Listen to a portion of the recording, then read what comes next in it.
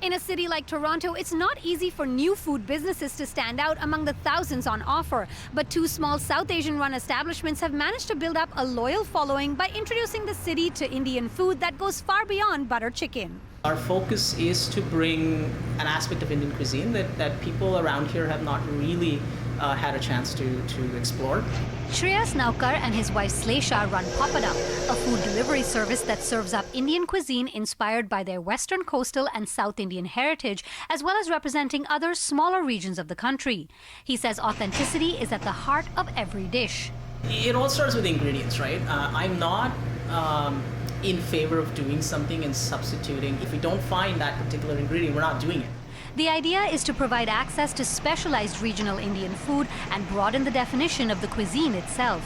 We delve into foods that are lesser known and sort of, get Indian cuisine out of that shadow of it being that cheap takeout greasy food that everybody associates Indian food with, because in reality that's not the case.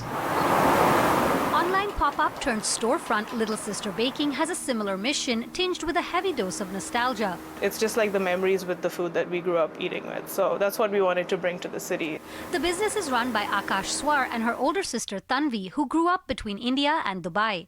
Being a cordon bleu trained pastry chef, Akash was more inclined towards baking and says India has a unique bakery culture of its own, which isn't represented in Toronto's food scene. Because of the result of colonization, we have a lot of bakeries in India that have been around for thousands and thousands of years. And there's also tons of bakeries here which are like Vietnamese, Chinese, Japanese, and Brazilian. So we didn't really find anything that was like an Indian bakery. So we sort of felt left out.